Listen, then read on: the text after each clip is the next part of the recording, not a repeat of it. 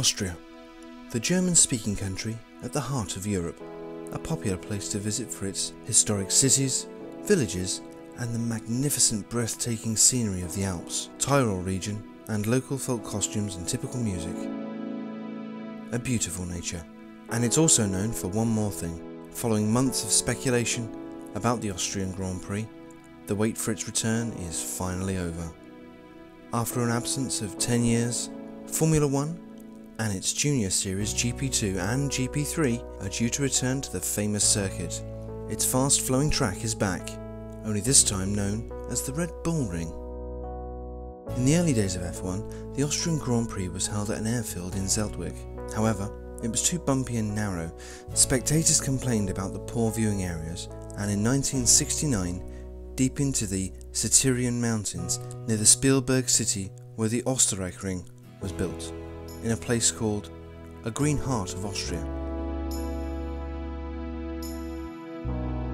The nature of the track proved too much, and the fastest corner on the track was removed and replaced with a small chicane in 1977, but that wasn't enough, and 10 years later the FIA deemed the track to be too unsafe and took it off the calendar for almost a decade. They said it had too many high-speed corners and there was no protection from hitting trees or embankments. There was too many accidents on the narrow pit straight, and increasing speeds were also problematic. It was later refurbished, which allowed the race to run once again. Hermann Tilke redesigned the track, and the long, sweeping high-speed corners were lost, and a short straight that went directly into the second half of the uphill backstretch was put in its place. The corner, which was named after Jochen Rindt, was made smaller, and the Texaco bends were also made shorter and slower.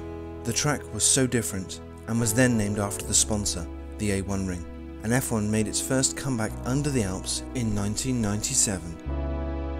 Rubens Barrichello was on his way to winning the Austrian Grand Prix in 2002, but Ferrari ordered him to allow teammate Michael Schumacher to pass him, despite the German already leading the championship by some margin.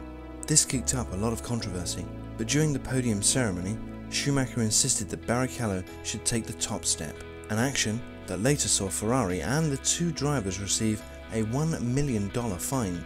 The last race was held there 1 year later in 2003, for the last time. Also, some F1 greats came from Austria, drivers like Niki Lauda, Jochen Rindt or Gerhard Berger.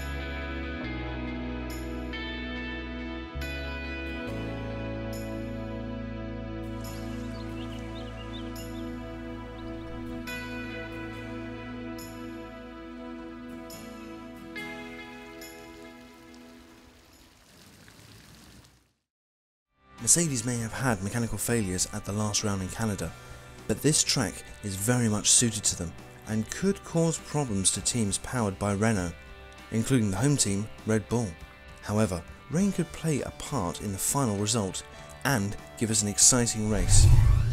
Let's take a look at the circuit with Sebastian Vettel and Daniel Ricciardo. Hi, this is Sebastian Vettel and Daniel Ricciardo.